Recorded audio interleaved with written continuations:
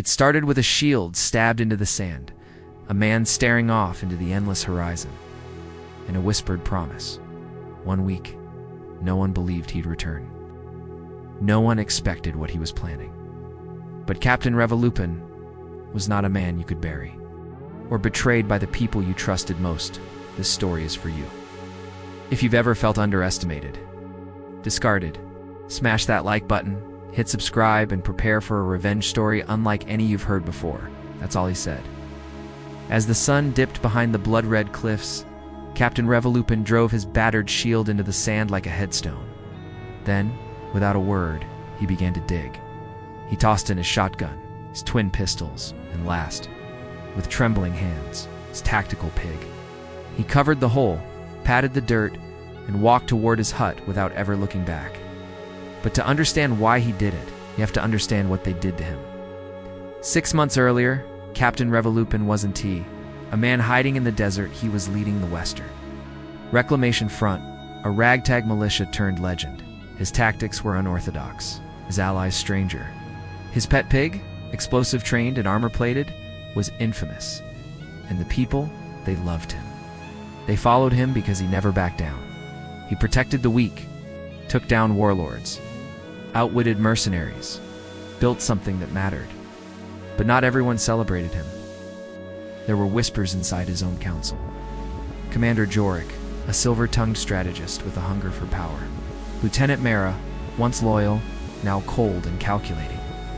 They called his methods archaic, his persona theatrical, his pig a liability. Then the coup came. Under the guise of a strategic meeting, they lured him into the open. They ambushed him 3 soldiers, armed and grinning.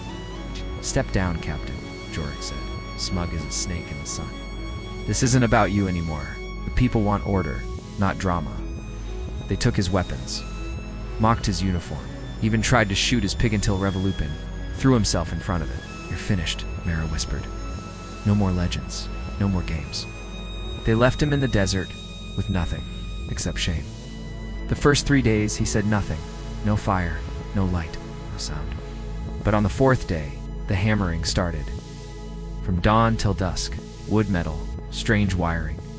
On the 5th day, explosions, controlled, rhythmic. On the 6th, silence again, till that night, when a red flare burst into the sky, just above the camp that had betrayed him. And finally, on the 7th day, the returned Jorik was giving a speech. He always liked the sound of his own voice. "Order, strength, obedience," he roared to the gathered soldiers. And then, the ground beneath the stage cracked. From underneath it, a metal shaft rose a crude elevator, and standing atop it was Captain Revolupun, not in his old armor, not carrying his usual weapons. No, he wore black steel, etched with fire-burnt symbols, a cloak of scorched crimson. And on his shoulder, his tactical pig, upgraded, armed and growling like a storm. He said just one word. Boom. The traps he planted over the week. Precision-engineered chaos. Grenades launched from the treetops. EMP bursts disabled their comms.